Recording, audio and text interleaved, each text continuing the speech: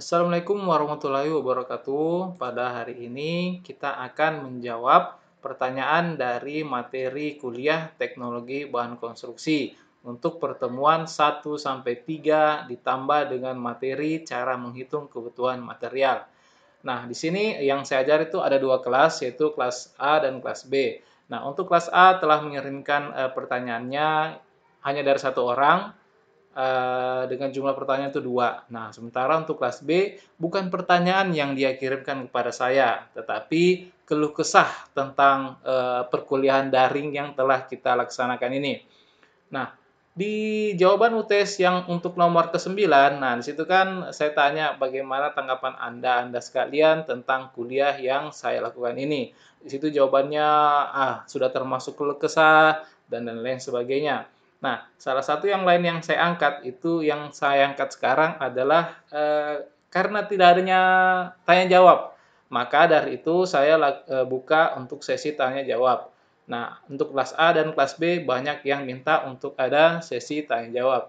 Nah, begitu saya buka sesi tanya jawab, ternyata yang muncul itu cuma kelas A, yang kelas B malah mengirimkan yang lain daripada yang saya minta. Oke, oke kita skip saja dulu itu sebentar, nanti kita lihat keluh kesahnya itu seperti bagaimana. Nah, ini pertanyaan dari kelas A yang mana dikirimkan oleh saudari Ambo Ashar. Oh, sorry, ini laki-laki ternyata. Saudara Ambo Ashar. Nah, pertanyaannya ada dua. Yang pertama, hal-hal apa saja yang perlu diperhatikan jika kita ingin mendirikan bangunan? Oke, bagus pertanyaannya. Yang kedua, bagaimana cara mengurangi kandungan garam pada pasir laut agar dapat digunakan dalam kegiatan pembangunan proyek konstruksi dengan baik? Oke, pertanyaannya ada dua. Mari kita bahas satu persatu. Nah, untuk yang nomor pertama, hal-hal yang perlu diperhatikan jika ingin mendirikan bangunan dari saya adalah 7 poin ini. Nah, yang pertama adalah anggaran atau uang. Nah, pastikan kalau ingin membuat bangunan, ini saya bicara tentang bangunan pribadi kita, ya, bukan di proyek. Nah, meskipun ada sangkut pautnya juga, banyak sangkut pautnya sini, tetapi saya fokusnya di membangun bangunan pribadi diri kita. Nah, pertama itu anggaran, uang. Nah, di sini kita tentunya tidak bisa membangun rumah, gedung, ataupun apapun itu kalau tanpa ada uang. Nah, akan berbeda nanti ketika uang kita sudah cukup untuk membangun rumah dibandingkan dengan uang kita belum cukup. Sehingga ketika kita belum cukup uangnya dan kita ingin membangun bangunan langsung selesai, berarti kita harus mengutang material di toko bangunan. Nah, kalau kita mengutang, itu harganya tuh akan berbeda daripada harga cash. Jadi akan lebih banyak anggaran yang digunakan ketika kita mengutang di toko material. Itu pun juga tidak semua toko material mau mengutangi kita yang kenal saja atau langganan. Tetapi harganya itu berbeda antara dibayar cash ataupun dibayar dengan utang.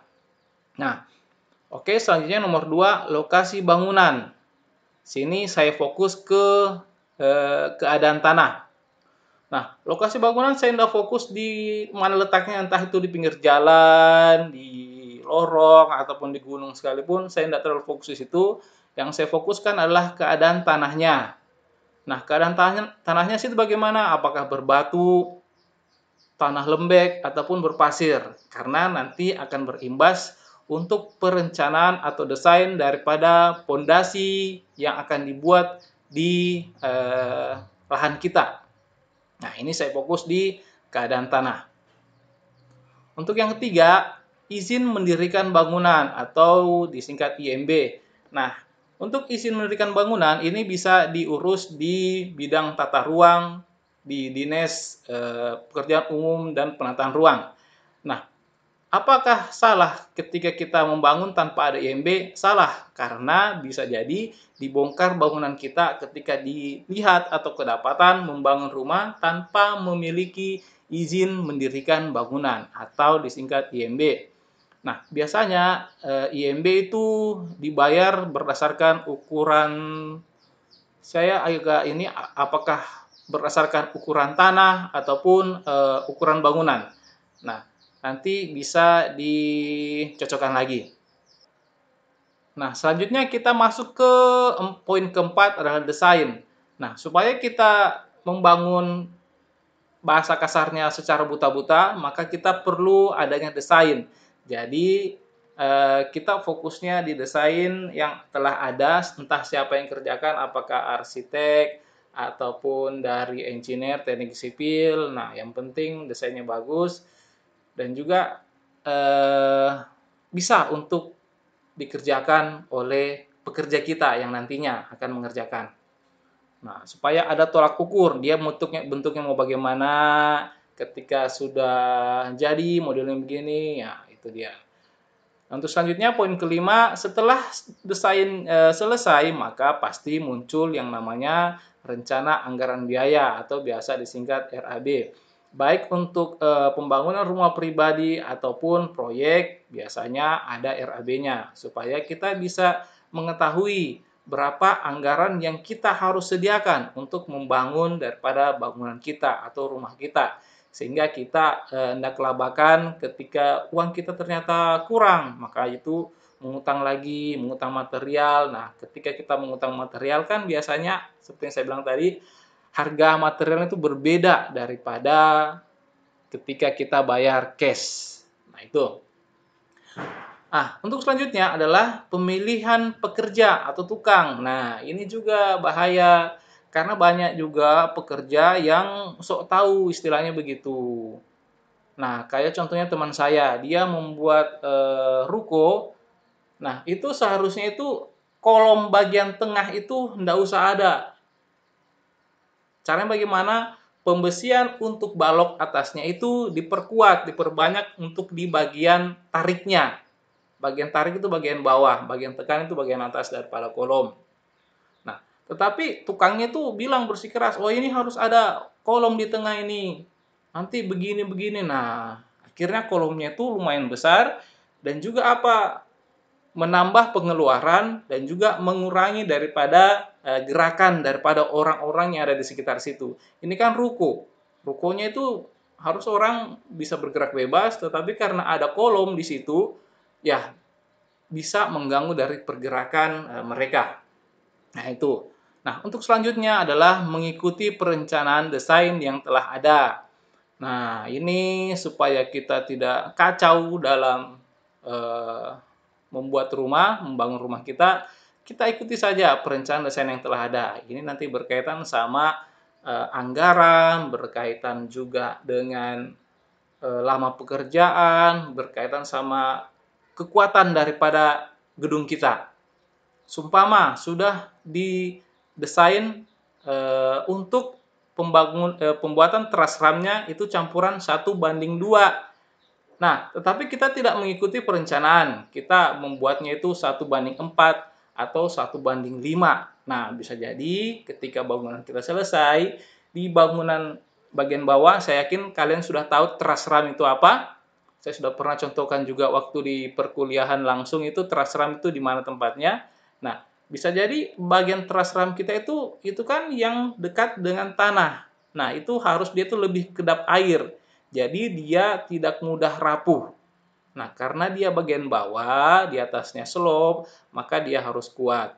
Jadi ketika dia campurannya tidak terlalu kuat, maka biasa itu muncul hancur-hancur di dinding bagian-bagian bawah. Nah, itu. Nah, dari saya ini ada 7 bagaimana hal yang perlu diperhatikan jika ingin mendirikan bangunan, entah itu bangunan pribadi ataupun proyek. Nah, kalian bisa cari yang sumber lain ketika kalian tidak puas dengan jawaban yang saya berikan. Oke, silakan. Untuk pertanyaan yang kedua, nah ini dia jawabannya. Pasir dapat digunakan, pasir laut ya, pasir laut dapat digunakan, tetapi sebisa mungkin jangan digunakan karena dapat merusak beton. Nah, itu dia. Tetapi ketika kita terpaksa menggunakan pasir laut. Nah, caranya itu dengan seperti ini. Cara mengurangi garam yang terkandung di dalam pasir laut adalah dengan cara dicuci. Sebaiknya menggunakan air yang bersih dan mengalir. Nah, kenapa harus air yang bersih? Ya iya, kalau sampai menggunakan air yang tidak bersih, sama juga akan membuat pasir kita mengandung daripada zat-zat lain lagi yang dapat mengganggu daripada mortar ataupun beton kita, atau bahkan beton bertulang kita. Nah, kenapa harus air yang mengalir? Ya, kalau air yang tidak mengalir, kita masukkan umpamanya di bak-bak saja, itu kan masih mengandung kadar garam situ. Airnya memang awalnya tidak ada mengandung kadar garam, tapi ketika kita masukkan pasir di dalam air itu, jadi airnya itu, garamnya itu tidak kemana-kemana. Jadi sebaiknya menggunakan air yang mengalir. Ketika menggunakan air yang mengalir, ya sudah, garamnya akan ikut mengalir daripada buangan air itu. Nah, apakah hanya disiram-siram saja? Ya jangan, harusnya diaduk-aduk ya supaya penyiramannya merata, kena semua pasir lautnya.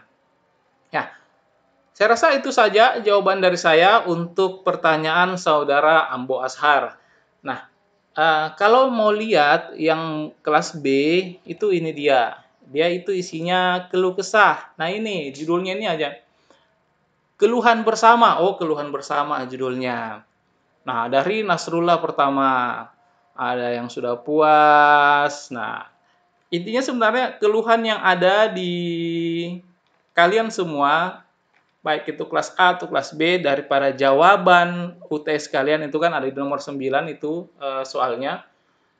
Memang tentang internet, entah itu jaringannya yang sulit, ataupun juga kuota kalian sudah mau habis, sementara uang untuk pembeli kuota itu tidak ada.